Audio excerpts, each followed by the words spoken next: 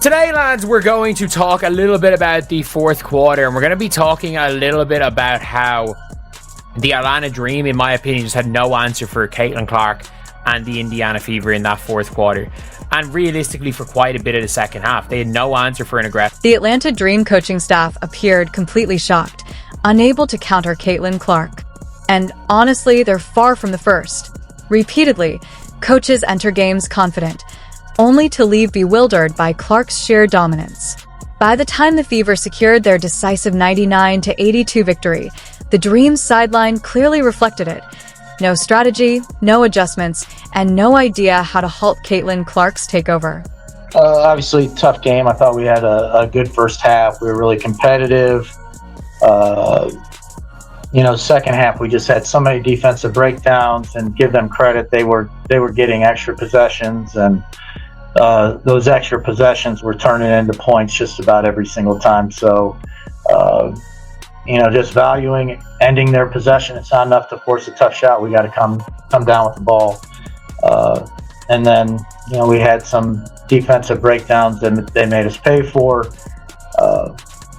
They were able to extend the lead. And then at the end, we had to, do some gambling and do some things that really were not that. Let me say this about the Atlanta Dream. Y'all was hanging in there for 2 quarters, but then y'all ran out of gas. Cause you know why? The Indiana Fever ran y'all out y'all own building, and it was a sight to see. Y'all was huffing and puffing, trying to get some air and find some extra wind, and y'all couldn't. This is what happens when people underestimate her by labeling her the 9th best point guard. Caitlin Clark doesn't bother responding on social media or chasing attention. She lets her performance do the talking. Ignoring the noise and dismissing rankings, she focuses, shows up, and dominates. While critics debate, she racks up wins decisively and effortlessly, right on the court where it truly counts. Today, there's no surprise that the Indiana Fever looked best tonight when the offense was ran through Caitlin Clark. There's no surprise that the offense looked best tonight when we pushed the ball off of a make, pushed the ball off of a miss. There's no surprise that the Indiana Fever looked best tonight when Caitlin Clark was surrounded by players that don't have an ego, surrounded by players that said, I'm going to be MVP of the WNBA this year. And you see how easy it is when you just let Caitlin play ball and others follow suit. What happened against the Atlanta Dream wasn't just another game. It was a statement. Caitlin Clark was fully unleashed, orchestrating the offense on her terms, setting the pace, and leaving her mark on every play. She didn't need 30 points to dominate. 12 points, 9 brilliant assists, and total floor control told the full story. For the first time, the system moved through her, resulting in complete dominance, total confusion for Atlanta, and a masterclass in leadership and tempo.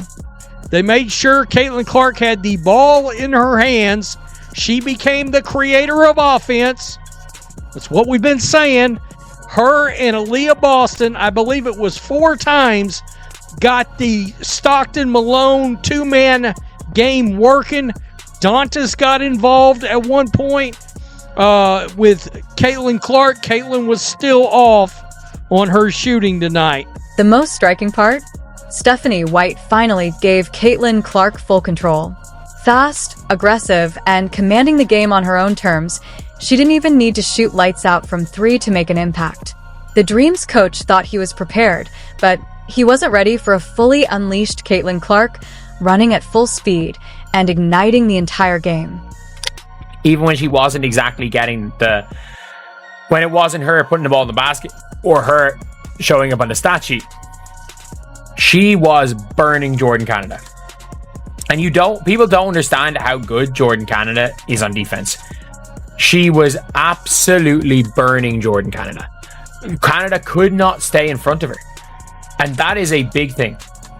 That is genuinely a big, big thing. That if you can't stay in front of her, it creates a space for everybody else. And there were some hockey assists. There was good ball movement. There was a lot of things.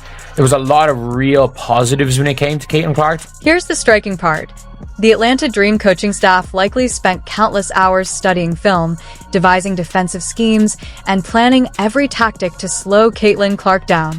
They probably discussed traps, full court pressure, and ways to make her uncomfortable every possession. Yet when the final buzzer sounded and the scoreboard read 99-82 for the Fever, all that preparation was meaningless. The coach stood stunned as his team was dismantled, possession by possession, by the very player critics absurdly ranked as the 9th best point guard in the league. If you're enjoying this, make sure to like and subscribe to our channel. But this isn't a one-off story. Across the WNBA, coaches have been left scratching their heads after facing Caitlin Clark. Remember when they assumed her college dominance wouldn't translate to the pros?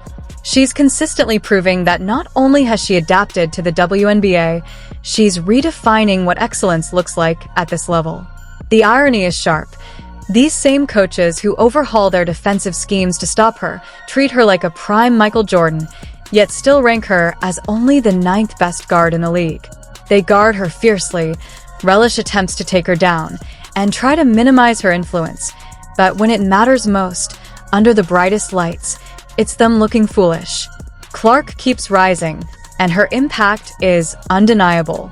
How the Atlanta Dream were able to really neutralize Caitlin Clark in the first half. And I know Caitlin Clark had 5 first half assists, but they were able to neutralize Caitlin Clark's impact on the game in that first half. And in the second half, regardless of the box score numbers, how Caitlin completely took over.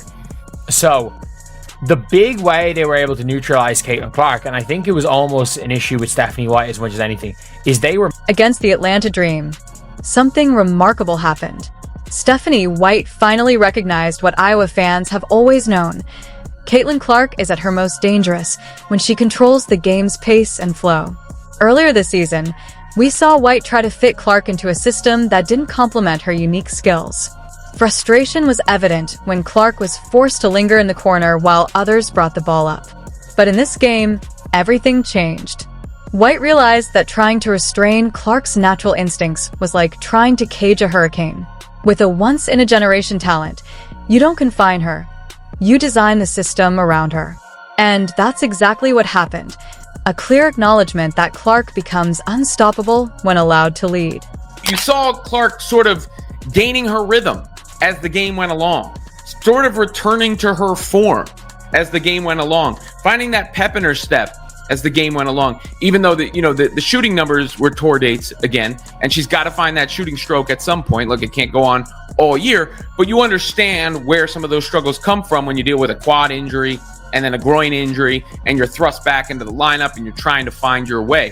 But I do think it was the way that Clark found her way to the basket that was the difference in this game. The Dream's coach could only watch as Caitlin Clark orchestrated the Fever's offense like a maestro.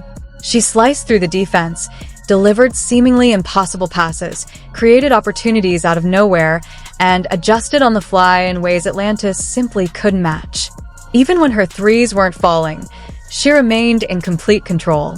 What's even more impressive, how she lifted everyone around her. Critics often overlook this. Clark doesn't just excel individually, she makes her teammates better. Against the Dream, she transformed the entire team into a perfectly synchronized masterpiece. One bad game. It's been an inconsistent ride for Indiana and for Clark as well, who's had to fight through a lot of injuries. But I think the encouraging thing from Cece was the fight that she showed on the floor. Clearly, she's not quite at 100%, still working her way back, hasn't found her 3-ball yet, but what she did was attack. She used the physicality against the defenders by putting her head down and going to the basket. That opened things up for her playmaking, which of course is another genius aspect of her game. Once that started clicking, the Fever ran away with things. Sophie Cunningham was everywhere. Clark had it going with Aaliyah Boston again. Kelsey Mitchell was cooking. And all of a sudden, you look up and the Fever are lighting up the... Against the Atlanta Dream, Caitlin Clark showed exactly why she's redefining the WNBA. Fast, fearless, and fully in control, she orchestrated the Fever's offense like a maestro, scoring, passing, and elevating everyone around her, while leaving Atlanta's coaches completely baffled.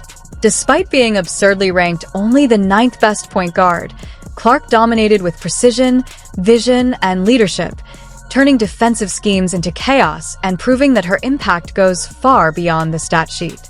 Managing lingering injuries, dictating tempo, and creating opportunities for her teammates, she didn't just win the game 99-82.